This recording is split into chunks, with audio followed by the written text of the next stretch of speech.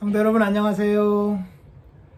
새로운 한 주가 시작되었습니다. 이번 한 주도 믿음으로 살아가 보자고요.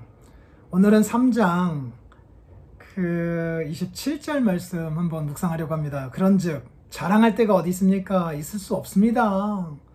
무슨 율법으로입니까? 무슨 행위로입니까?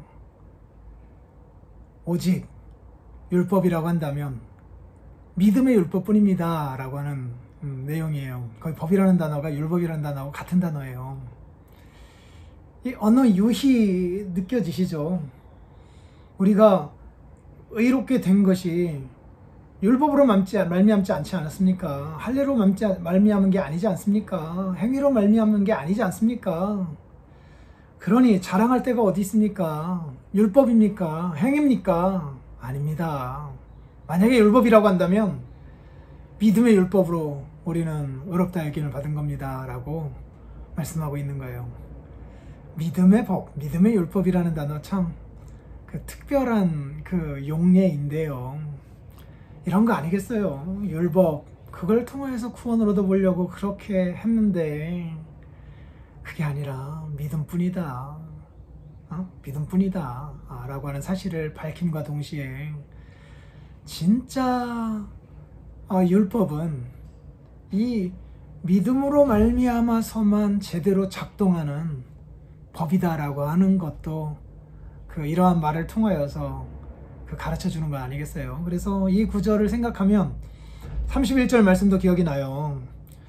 믿음이 율법을 파기하는 것이 아니라 믿음이 율법을 더 세워간다라는 거예요. 그리고 갈라디아서 말씀도 우리들이 이미 살펴보았었어요.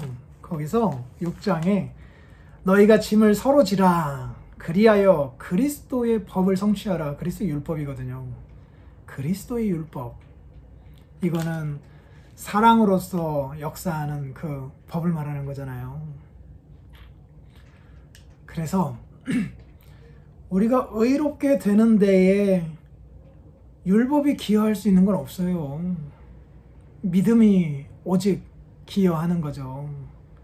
근데 믿음으로 말미암아 의롭게 되고 나면 그때야 비로소 율법의 의미를 발견하게 되고 그 율법의 정신을 깨닫게 되고 그래서 율법을 더 온전하게 성취하게 돼요. 그래서 믿음과 율법이 붙은단 말이에요. 그런데 의롭다 여김을 받기 이전에 그 율법을 우리의 삶에 붙일 수는 없는 거잖아요. 믿음을 대체할 수는 없는 거거든요. 그런데 믿음이 생겨나고 나면 믿음이 율법에 붙어요.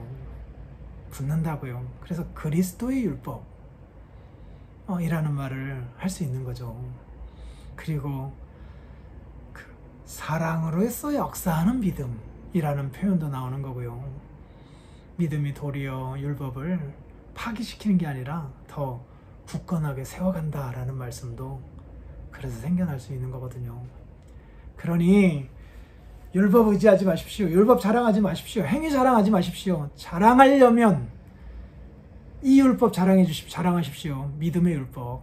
이렇게 지금 언어 유희를 하게 된 거예요. 믿음을 강조하는 표현이죠.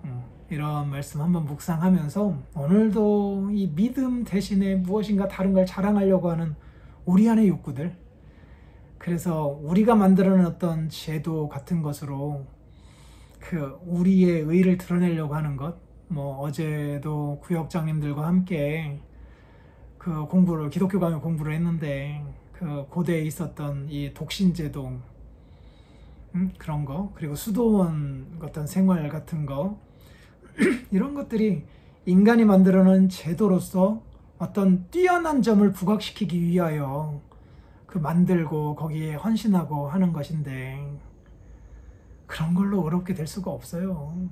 금식도 마찬가지고요. 집중하기 위한 도구일 뿐이지 그거 자체가 자랑거리일 수는 없는 거거든요. 그래서 우리가 의롭게 된 그 이유는 우리 안에 있는 어떤 것이 아니라 우리 바깥에 그리스도로 말미암은 것이다라고 하는 사실을 다시 한번 깊이 생각하면서 한 주도 살아가 보자고요. 믿음으로 살아봅시다. 그리고 마지막 믿음으로 말미암아 의롭게 된 사람들의 최종적인 그 사명 반응은 찬송입니다. 복된 날 되십시오.